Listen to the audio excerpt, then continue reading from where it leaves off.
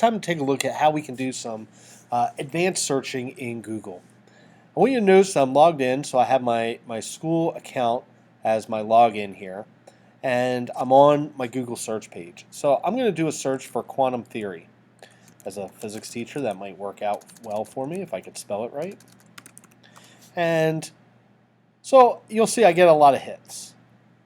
Okay, some of them are .com, some are .org, and so I might want to narrow this down. And you may or may not have noticed that there's this little button that says Search Tools here. So if I click on Search Tools, I can change to when I want my readings, so my search results. So I could say the past day, past week, past month. So if you're looking for something current events related to quantum theory, that would be a great way to take a look at that. You can go under All Results, and there's Reading Level.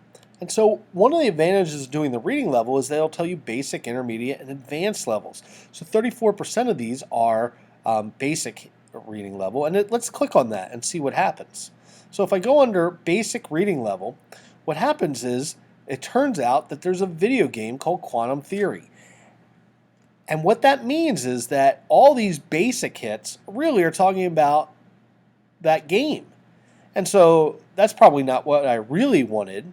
Okay, even though that's what I'm getting. So it would be great if there were another way to take a look at this. Now, if I want to clear out my results, I can do that. But in this case, what I'm going to do is something called a site search.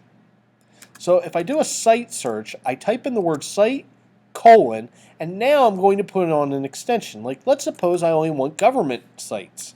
I hit .gov. Now what's going to happen is it's going to come back and it's going to give me the results. I can still keep the reading level in here, but if I go through this, what you'll see is that it will tell me that these are all on the easy one, and I am reading at a basic level, but they're all .gov sites. So I could change this to .edu, and then I would get only those hits from a university. This is an important tool for students as they might be conducting their research. So if I go all the way back and I go to quantum theory again,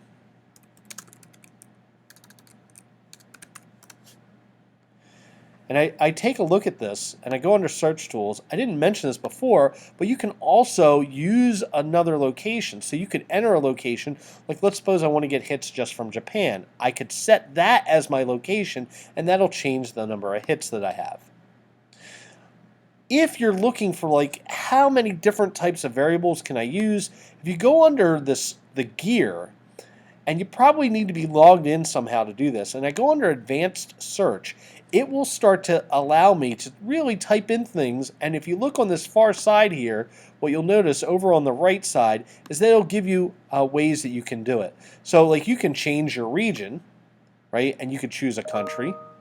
You can do a particular site or website, so we could do that. We could also limit it on reading level, but also file type. Like let's suppose you're trying to make your set of notes and you only want PowerPoint slides, or maybe you only want a Google Earth file or something along those lines. You can do that type of format by typing that in. And also, when you do that, so if we do one that's on PowerPoint, and then I hit my search, what you'll see is that all my hits are all PowerPoint searches, but it also tells you like how you can do that, and you'll start to learn the shortcuts that will allow you to really do advanced searching and narrowing effectively.